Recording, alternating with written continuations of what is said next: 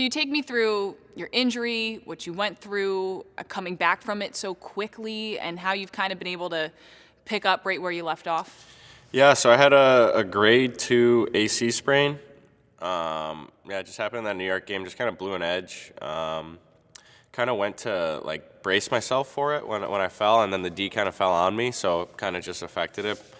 But it hasn't been too bad. I think the first week was tough just because there was a lot of pain, and you're trying to get your mobility back and build your strength up. So that was pretty tough. But honestly, after the first week, each day after that, felt so much better. And then just slowly working back into skating and stuff like that's been good.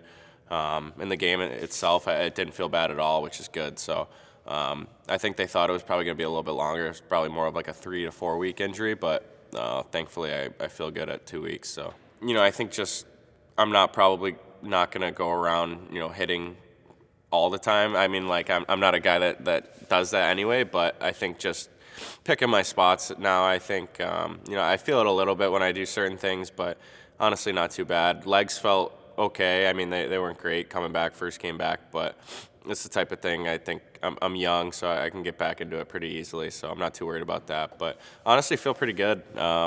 It's tough when you're not practicing with the team and things like that to keep your legs going and keep your conditioning, but with all the science we have now and the game loads and stuff like that, it makes it a lot easier. I think for me, just coming back, I think I just wanted to keep that going. I felt really good in the game. Obviously, I played with TK and Coots. They're obviously really good players, so they're pretty easy to play with. But I felt good with the puck. I didn't feel like my timing was off or anything like that. So that was good in my opinion. What is the biggest difference systematically, maybe emotionally, under Mike Yeo, the way he approaches the game, preparation, approaches the team in the dressing room? Yeah, I mean, obviously it's tough, especially when you're on the losing streak we were on, and then the coach goes and stuff like that. It's tough to block out the distractions and things like that. I think for me it was really good just with Coach Yeo. I think he's really good at talking to the players and keeping guys in the loop of what's going on and stuff like that. So. I talked to him right when they made him interim, and I thought it was really good. He talked to me. We had a good chat, and I think just things like that. I think in the NHL now, I think even just guys my age, we like to be in the loop and know what's going on. I think Yossi does a great job of that. And I think since he's been our coach, I think we've been playing a lot better. Our system's a little bit tighter, and we feel really good on the ice. So I think that's the biggest thing. Obviously, like you said, it was my first coaching change, so I didn't really know what to expect. But honestly, it's been a pretty smooth transition. Players, I think it makes you feel good when the coach is talking to you consistently and things like that. And I think for him, he's a really good motivator. He puts the the plan in front of you and tells you what to do, and then if you excel with it, you feel good, and he pumps you up. So I think that's exactly what we needed. I think at the time too, coming off a 10-game losing streak. Now you can see how we play now. We have confidence with the puck. I feel like we have so much more ozone time. We're making plays and things like that. So and that's winning hockey, honestly. So hopefully we keep that up. I think we've got points in our last 5. So hopefully we keep that going. So now you guys get back on track, and you're dealing with a whole nother animal in terms of COVID running all throughout the league. You kind of have to be ready to adjust on the fly on any given day. We just heard, Kevin Hayes entered into COVID-19 protocols. What is that experience like?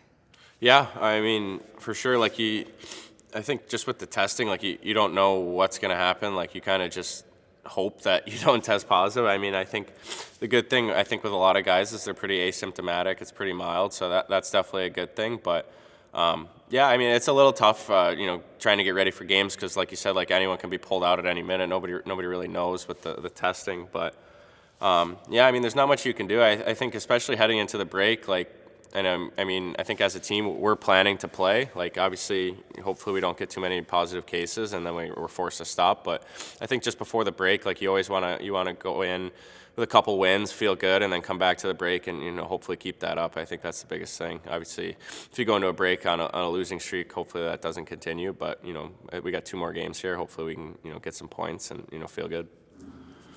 Yeah, I mean, I think the vibe's good. I mean, even during the losing streak, I don't think it was necessarily bad. Obviously, guys want to win and guys want to, put their best effort out. But I think it's always been good. I think just the leaders we have here, they keep everyone together. I think, I think now I feel like we're playing pretty well. So guys, I think confidence is just like the biggest thing. Guys are playing with confidence. You're feeling good. Right now, vibe off the ice is good. Obviously, with COVID and everything, that kind of brings everybody down a bit. Nobody really knows what's going on, but I think we feel good. Like even on the losing streak, like just having G, Coots, like those guys, they've been through everything you can think of. So they know, and we got out of that, and now we just can only focus on what's in front of us.